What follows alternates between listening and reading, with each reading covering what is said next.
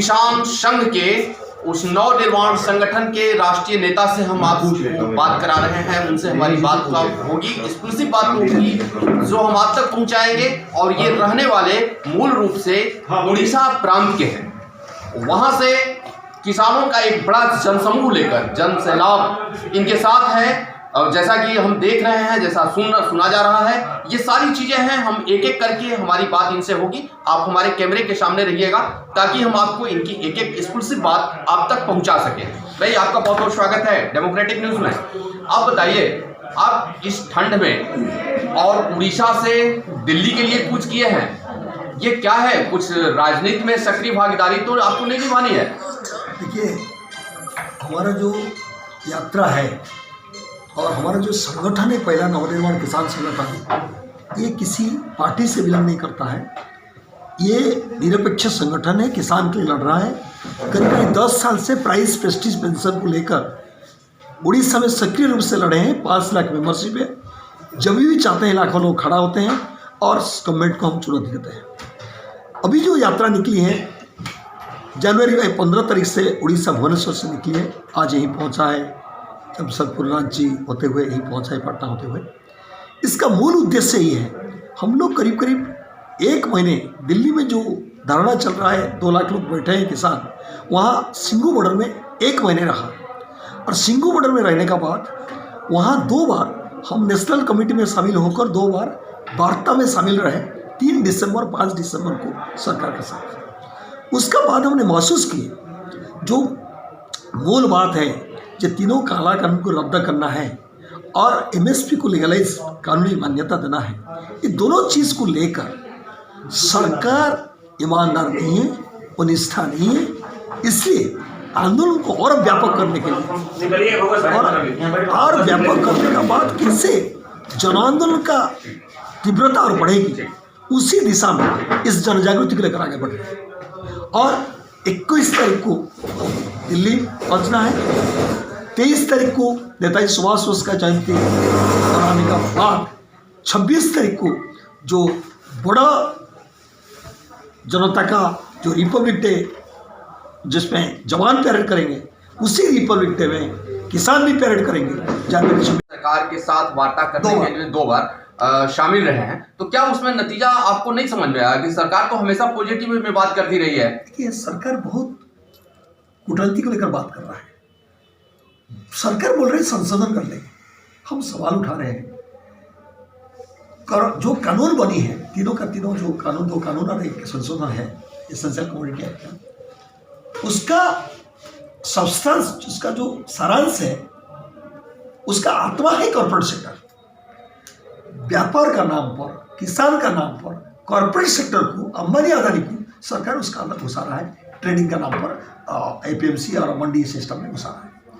हमारा मानना ये है, अगर कॉर्पोरेट सेक्टर घुसेगा, इसका मतलब जो स्टेट का जो एपीएमसी और जो मंडी सिस्टम है, वो अपने आप खत्म हो जाएगा।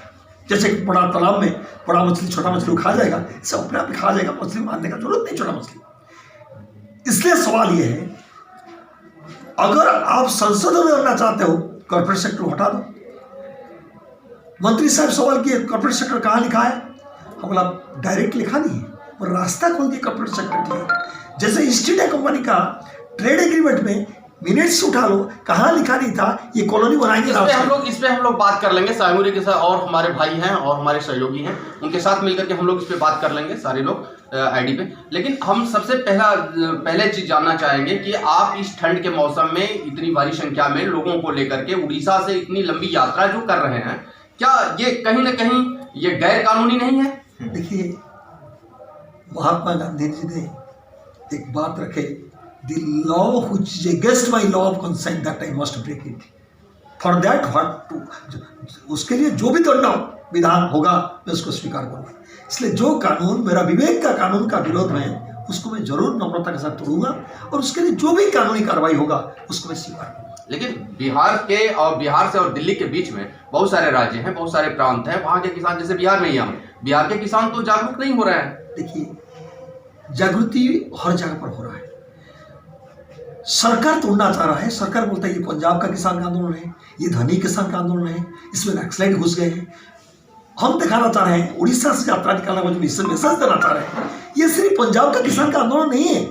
इसमें उड़ीसा से लेकर, केरल से लेकर, बिहार से लेकर, झारखंड से लेकर हर किसान इन्वॉल्व हो रहा है।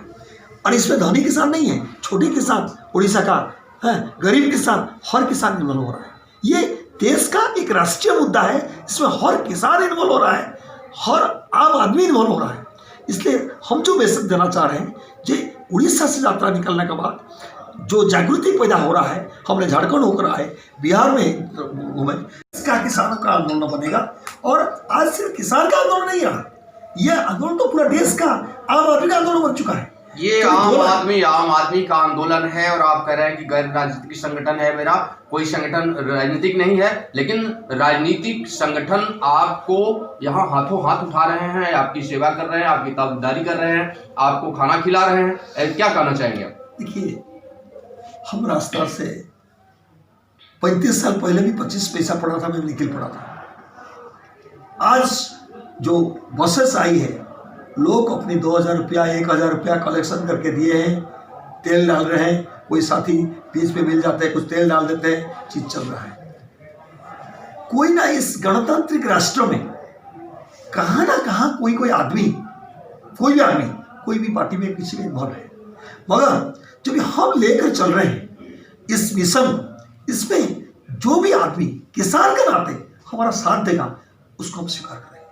किसान के नाते, पार्टी के नाते नहीं, किसान के नाते। और हम मानते हैं, हम जब भी जहाँ भी जाते हैं, किसान के नाते लोग आते हैं, हमारा समर्थन करते हैं, सहयोग दे रहे हैं, इसको हम उसको स्वीकार करते हैं। और कैमूर में तो एक सुधाकर सिंह हुआ करते हैं, जो आरजेडी के नेता भी हैं और किसानों की बात को लेकर के शुरू से ही पक्षधर रहे हैं, तो क्या उनका साथ मिला है आपको? देखिए, उनका तो साथ जरूर मिला है।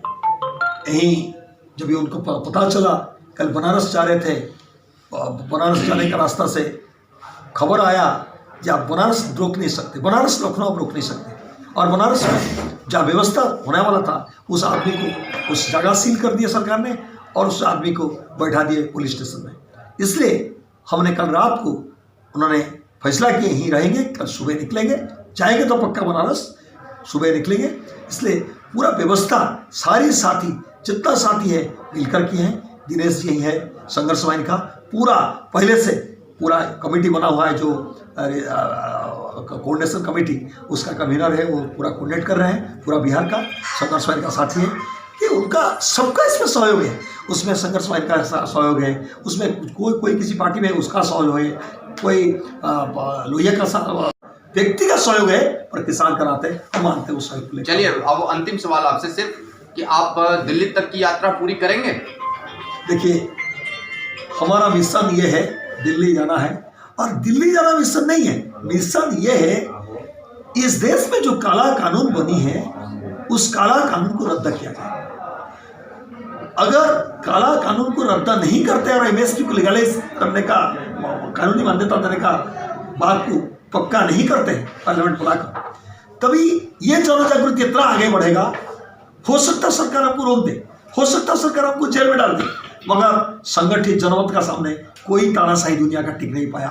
और प्रधानमंत्री नरेंद्र मोदी का अगर वही तानाशाही रहेगा तो वो टिक नहीं पाएगा। तानाशाही नहीं चलेगी। और बहुत सारी बातों पे हमारी बात हो रही है। आप युवा हैं, युवा नेता हैं, आप भी हमको लगता है कि वहीं से आए हैं। एक बात बता दीजिए, ये कैसे साथ देंगे आप? मैं हिमांशु तिवारी हूँ और उत्तर प्रदेश का संयोजक हूँ, निर्माण किसान संगठन का, और इस यात्रा का उड़ीसा से दिल्ली तक संयोजक हूँ। कैसे साथ देंगे की बात कर रहे हैं आप, तो मैं तो क्या, देश की जनता साथ दे रही है, किसान साथ दे रहे हैं, और पूरे देश के किसान एक साथ मिलकर जय किसान का नारा दे रहे हैं। और ये कह रहे हैं कि ये संघर्ष पंजाब हरियाणा का नहीं, पूरे देश के किसानों का है, उसको मत बांटिए, हमें बांट कर आपको कोई फायदा नहीं।